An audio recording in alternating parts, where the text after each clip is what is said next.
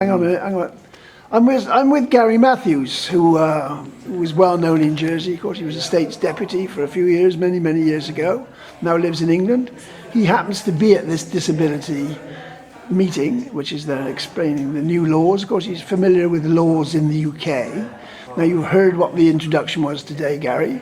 Yes. What's your response? What do you think about it?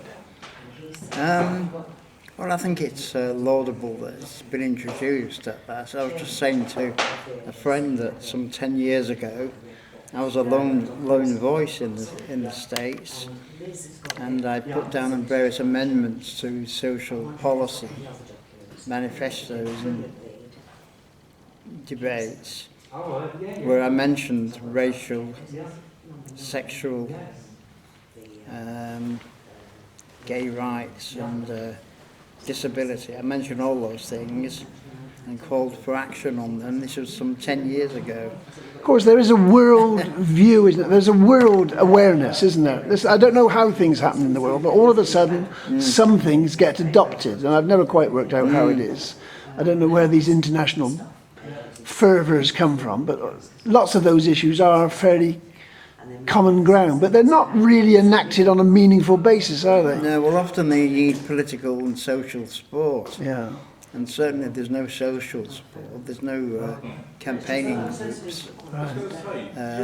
They're not a particularly effective blind group or particularly effective. I mean, I can see just off camera you've got a lady with you who's your carer. Now she's come over from England with you. I mean, these are the sort of practical problems, because as a disabled person you can't travel as yourself. No. You have to have somebody with you. Yeah. And these are the sort of, I mean, it's okay. It's good and social and all the rest of it, but it makes life expensive, doesn't it? If that's what you have to do. You have to price for two. Well, these services are 10 a penny in the UK. Are they? You get used to them, you know. Like, it hasn't been too difficult, because now Jennifer, for example, can apply for, what's that benefit you apply for? No, that benefit you get. What's care allowance? It's just Care allowance. care allowance. Sorry, care allowance. Yeah. And it's only minor, and it's not. Somebody has to fight for them, don't they? Somebody has to campaign, like you used to in the States. You did your bit in the States. Are you active at all in the UK? Have you been active in the UK campaigning? Well, I'm in a discrimination group in Right. Chesterfield. Right. But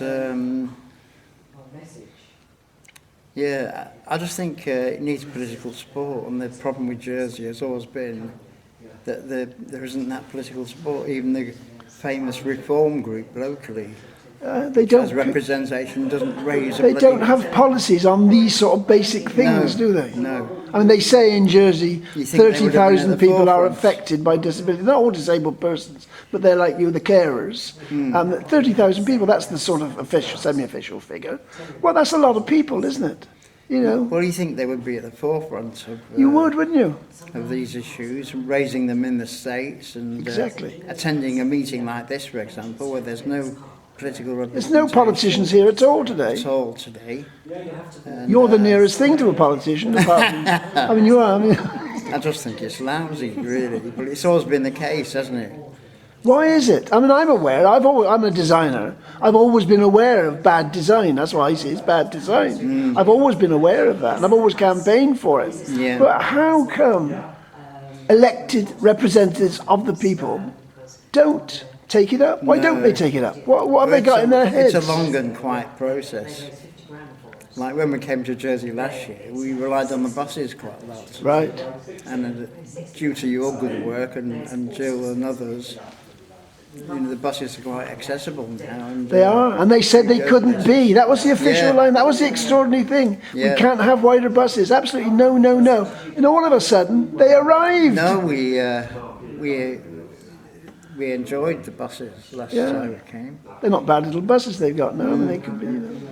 No. So that just shows you, as an example, as a microcosm, it just shows you that you just got to campaign on given issues, and I noted with interest Nick LaCornu's comments that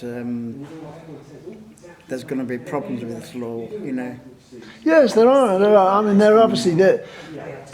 If you take a political view on it, are they trying to play it down? Are they trying to minimise it? Yeah. Because rather like the rent controls, obviously the landlords are trying to lobby against it. And improvements to houses, they don't want to spend money on their houses. Well, the same thing will arise with disability. Has it been an issue in the UK, as far as you're aware? Has it been an issue? It is an issue. Is it? And there's academic books and contacts. I'm a member of a group called Disabled People Against the Cuts. Right. And it's very active in terms of definitions of disability and such like. Right. So that debate that the speaker mentioned between medical and social is a crucial debate in the UK. Right. It doesn't really exist over here. I don't think people would understand it over here, really. Of course, it seems even in the UK, there was quite a time when direct action was quite the thing for disabled persons. They were lying down in front of buses, doing the classic stuff. Yeah. But things like the railways were dreadful for lots of disabled people. Catching a train is a nightmare. I mean, they'd fall down between the train and the platform in most cases, wouldn't they? Yes. All sorts of practical problems which they are big money issues, but they're spending huge amounts of money on that fast train so they can be 20 minutes quicker going up to Scotland or wherever they're going. They have money for some projects. Well, that's what that group does. That I'm a member of it. Really? Occupies and, sits in and physical protests by all sorts of disabled people, wheelchair-bound people, etc. And they've taken it upon themselves to act in that way because it's the best way of getting results, Do you think it is? Because this is one of the dilemmas. I mean, I've given up, personally, I've come to the conclusion democracy, the democratic dream is dead. There's no point in electing people because if you have a view, they won't transmit it for you. In your day, you did. I've still got some of your files, and it's amazing the amount of stuff in your 3 years that stuff you did. But others don't. I just wonder what they do. Some of these elected states members, they're certainly not represent. People say, "Oh, he's my representatives." They're not your representatives, are they? No. Do you feel that you've got a representative where you're in Chesterfield? You're in Chesterfield. Is your MP representative? Well, he's becoming more vocal recently. Is he? And we do have a personal link to the MP. But of course, at a local level, this is one of the problems. Right? You do have a council. You do have local councillors. Yes. So these sort of things that mostly to do with disability are dealt with at local level. Yeah. Like housing and buses and all that sort of thing. To a large extent, it's local issues. There'd be somewhere to go to. Yeah. There'd be somebody to represent you if you had an issue with a council. And do they still have people like access officers, like they've appointed 2 people here? There's employees at the council house, Are the they? council building. There's a benefits person there, isn't there? To make sure you get what you're entitled to, that sort of thing? Make sure you get entitled. And you're because you're not even allowed in the Social Security building here now. They've closed it now. Yeah, you're not allowed in. You have to do it all by telephone. Yeah. They don't want to speak to you. This is the new regime. It's very you strange, have to have isn't things it? online, don't you, as well? Yeah. Is that not happening over there at all? Is it that's closing down? I think everything's a lot's done online now. Is it Yeah. eGov? Because they got this eGov obsession here. Yeah, It sounds good and simple, but not everybody's got a computer. No, just because- I've got a computer, but I'm not very good at using it. No, it's just with the virus, everything's done online. Right. Do you find? Can you use a computer, Gary?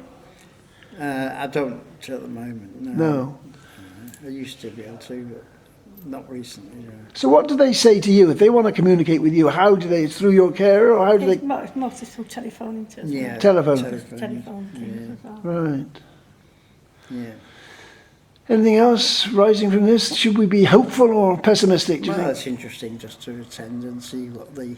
Well, you've always got to be hopeful, haven't you? Have you? You've got to. I don't know. You've got to have that. Trump's in control. How can we be hopeful? But you've always got to be, isn't it? It's better to be optimistic, I always think. Yeah. I just think my parents, the dream they had after the war, the socialist dream, and it was all going to be so simple. It was progressing. Everything was going to get better and better. What happened to it, Gary? Was that your dream? Was it your dream? It was indeed. I remember you were a friend of Tony Benn, weren't Indeed. you? Back That's in right. those days when I first met you. That's right. I mean, where are they now? Where are the Tony Benns? Where are they? I mean, remember when he came here to the Institute of Directors? Standing ovation at the Institute of Directors here in Jersey. Yeah. He was that good a speaker and that he motivated people. Where are they? Yeah, he was my own paper a while. In Chester. Yeah, that's right. Chesterfield, that was his thing. Oh, no, Yeah. Yeah, they were. Okay, we'll stop there. Well, we'll keep carrying on. Keep plodding on. Second. I say I feel somewhat redeemed because if I go back 10, 20 years maybe, I remember putting amendments down to the major policy documents, you know. Right. I was a lone voice in those days. Well, like when I was then, asking for the Rainbow, racial discrimination. the Rainbow Party you tried to form, got it going. I've still got some of the papers for it. I mean, Yeah. I mean, I'm hoping to do an interview now with Peter Roffey. Now, he wasn't even elected then, when at that time, and we used to do this little magazine. But it's all the same stuff, all the same aspirations. It's all the same, but it's got computers added on. That's the only difference. Yeah. The actual reality down at living level for ordinary people, it's just the same. Weird, isn't it? It is weird. Yeah, yeah. Anyway, that's it. Enjoy your holiday. Thanks. Yeah.